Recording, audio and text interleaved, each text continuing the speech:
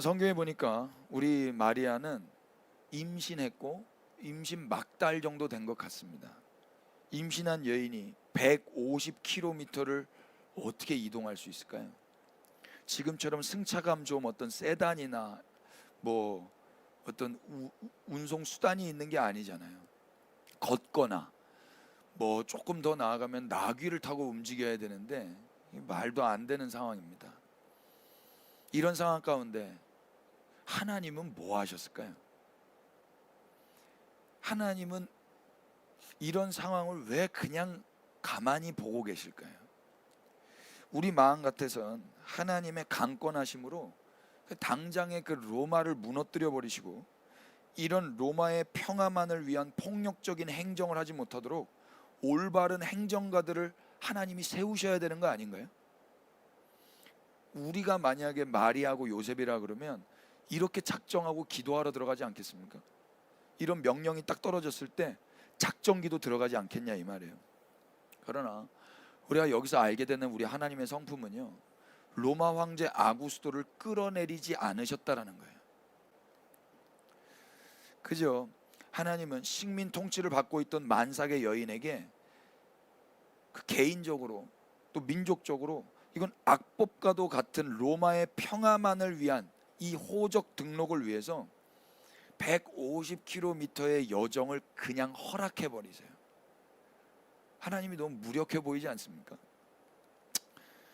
저는 이 시대를 살아가는 그리스도인들이 이 하나님이 지금 우리가 예배하는 하나님이라는 것을 기억할 수만 있다면 이 세상 권세자들의 부조리와 세상 나라의 횡포 가운데서도 크게 속상해하거나 크게 분노해하거나 하지는 않겠다 싶었어요.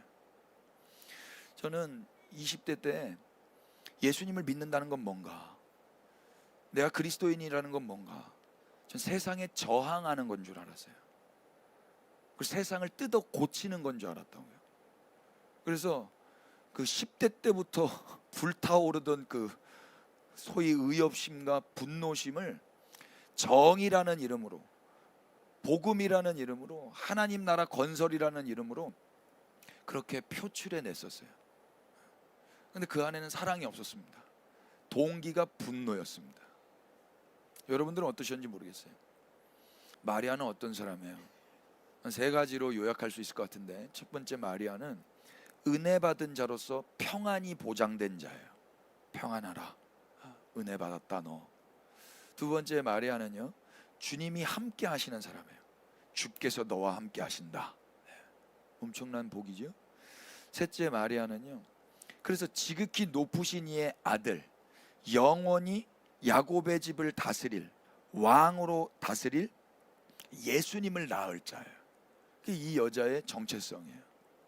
그런데 지금 그런 그녀가 세상 임금의 폭력적인 정치 앞에 휘둘리며 피해를 보게 생겼어요. 150km를 걸어 내려와야 된단 말입니다. 하나님은요, 당신이 함께 하시는 자에게도 이런 일을 허락하셨어요. 하나님은요, 은혜를 받은 자에게도 세상 임금의 횡포를 허락하셨어요. 하나님은 영원한 왕을 낳을 자에게도 만삭의 몸으로 150km를 걸어가게 하셨어요. 이게 우리 하나님이세요.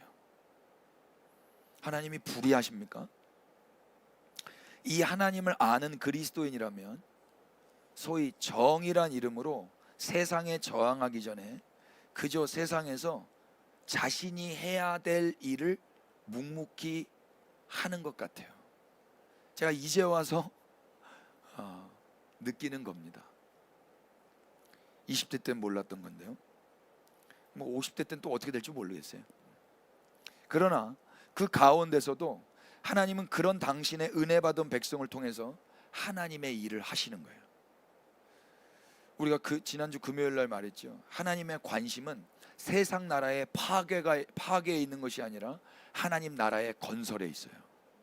바벨론을 파괴하는 데 있는 게 아니라 그 바벨론의 식민 통치를 받으며 그발 강가에 그 비참하게 사로잡힌 한 청년에게 임하셨단 말입니다. 그게 우리 하나님이셨어요. 동일하게 이 신약 시대에도 로마의 아구수도와 구레뇨가 통치하고 있는 이때에 그들을 다 탄핵하거나 그들을 잡아 넘어뜨리시거나 로마를 폭파시키시는 게 아니라 거기에 은혜 받은 자, 하나님이 함께 하시는 자, 하나님의 언약에 쓰임 받고 있는 영원한 왕을 낳아야 될 그 자, 그 자를 지키시는 게 아니라 150km를 걸어 내려오는 데에 그냥 방치하시는 것처럼 보인단 말입니다. 그러나 하나님이 이걸 다 허락하셨다면 하나님이 그 상황 가운데서도 당신의 일을 이루실 줄로 믿습니다. 예, 그거예요. 하나님은 이 여인과 함께 하신다고 약속하셨죠. 그래서 하나님과 함께하는 백성은 그냥 이렇게 사는 것 같아요. 세상살이가 억울하고 이 세상이 정의롭지 못한 것 투성이처럼 보이고 내가 아는 하나님과 위배되며 내가 봤던 성경에 계속해서 저항하고 있는 세상을 볼 때 우리는 어떻게 살아야 돼요? 하나님께도 원망하고 이 세상에 대해서는 손가락질하고. 마리아보다 우리가 억울할까 한번 돌아봤으면 좋겠습니다. 마리아는 처녀의 몸에 예수님을 잉태해서 막달이 됐는데 그 막달의 몸으로 150km를 또 걸어 내려와야 되는 상황에 놓였잖아요. 그때 하나님은 로마를 무너뜨려 주지도 않고 하나님은 아구스도를 탄핵시켜 주지도 않았어요. 그저 요셉과 마리아가 함께 만삭의 몸으로 150km를 걸어가게 하세요. 다 무서워했어요. 그 앞에 1장에도 보고 우리 1장에도 무서워하지 말라고 천사가 마리아에게 이야기하거든요. 30절에 천사가 이르되 마리아여 무서워하지 말라. 네가 하나님께 뭘 입었다고요? 은혜를 입었대요. 여러분, 마리아에게 나타난 천사의 말을 우리 기억하십시다. 이미 우리는 평안을 보장받은 자들이라고 믿으시죠? 예, 아멘 세게 해야 되는데. 주님이 우리와 함께 하신다고 믿으세요? 예, 우리가 이게 진짜 믿어진다면요, 우리는 사실 무서워하지 않아도 되는 거예요.